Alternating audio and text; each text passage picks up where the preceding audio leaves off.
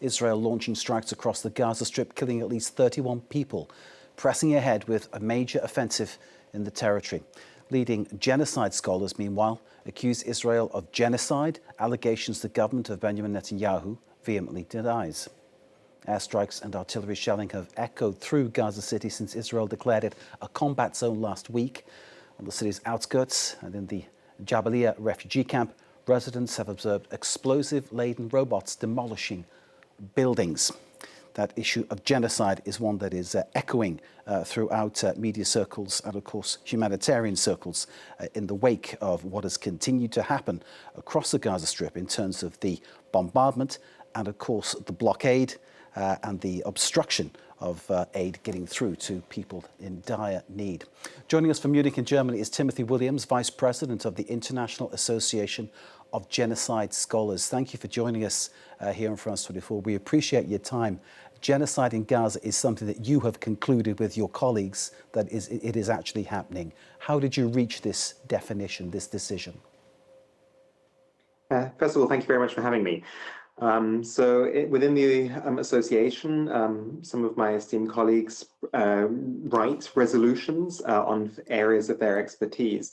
And then the rest of the association weighs the evidence which is presented in these resolutions and then votes. And in this case, 86% of our voting members agreed with the evidence that the legal threshold of genocide has been reached, finding, and we adhere to the UN Convention on Genocide, finding that indeed Israel has the intent to destroy the national group of Palestinians in Gaza.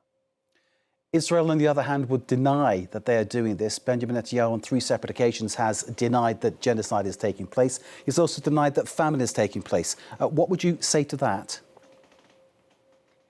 I mean, I would say that in a case of genocide, the perpetrators of genocide seldom admit that it's happening. It's not a crime that is, I mean, it's a terrible crime which is not admitted to. The evidence to the contrary is quite plain, particularly the starvation, which is part of also the resolution, as this is part of the third clause within Article 2 of the Genocide Convention, which says that deliberately inflicting on the target group conditions of life calculated to bring about its physical destruction is part of creating genocide. So the destruction of agricultural fields, of food warehouses, of bakeries, the denial of humanitarian aid, which is creating this starvation and problem and killing thousands of people. This is part of the crime of genocide. It's not just the mass killing of over 59,000 people and the physical and psychological injury of many, many more. So it's the actual policy that is being imposed, that actual political and military policy that's being imposed, that gives it that definition. Is that what you're saying? Absolutely. So it's a mixture of policies and the actions which are taking place in Gaza. And so we can see that the consequence of that is the killing, the injury, the destruction of the fundamental infrastructure which is necessary for life. And this, within the Genocide Convention, has to be combined with an intent to destroy. And so this is typically within courts and tribunals, one of the most difficult parts of prosecuting genocide. But we have seen over the last now almost 2 years, senior politicians in Israel, senior military people speaking about Palestinians in extremely dehumanizing ways, equating all Palestinians with terrorists, saying that they're all Hamas, and explicitly saying that they want to kill the entirety and eliminate Hamas. And all this together does suggest intent to destroy the Palestinian population in Gaza. This also combined with the newest plans to forced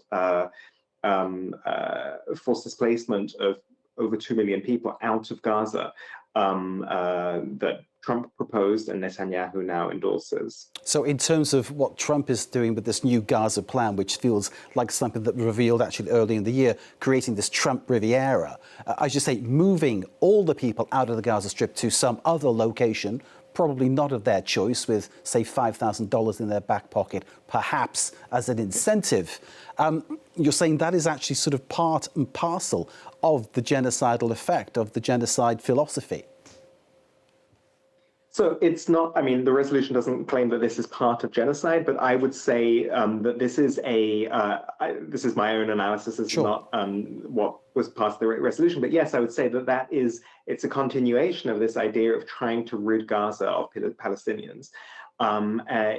It's certainly illegal under international law to propose these things. Some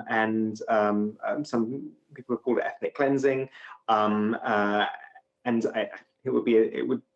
think the reaction of the European governments to this was quite right to be shocked, and we can only hope that there'll be enough pressure mounting on Israel that plans such as this don't go forward. In July, the Israeli human rights group B'Tselem and Physicians for Human Rights Israel called what is happening a genocide. You're echoing what they're saying, of course, but with a different philosophy and really analysing the situation. Some people might find it essentially very disturbing that people who will talk about the genocide that Jewish people went through, possible ancestors, possible relatives, are now actually carrying this out against another people. Some people might find that incredibly disturbing. What is your reaction? I mean, absolutely. I mean, there's absolutely no equation between what is happening in Gaza and the Holocaust. These are two very different cases. But I mean, the historical legacy of the worst genocide of the 20th century, the Holocaust, doesn't sort of give a free pass to the Israeli nation to act beyond the realms of international law. And so international crimes, that's crimes against humanity, war crimes, and genocide, which are being committed by Israel, still need to be called out. And I think Israelis might say legacy. that the Palestinians or Hamas are trying to commit genocide against them. What would you say to that? Right, I see. This is something which the resolution doesn't discuss. The resolution does condemn the Hamas attacks. The resolution itself focuses only on the ongoing action of Israel against Hamas. I can't really comment on that from the perspective of IAGS, as we really were focusing on everything which has happened since the 7th of October, Indeed. While also strongly condemning and stating that it is international crimes that Hamas committed then. Indeed. No, there's no discussion of that at all. There's no denial of that at all. That wasn't atrocity on the 7th of October 2023. We hear you clearly, Timothy Williams. Thank you very much indeed for joining us. Timothy Williams from the International Association of Genocide Scholars. Thank you very much indeed for joining us.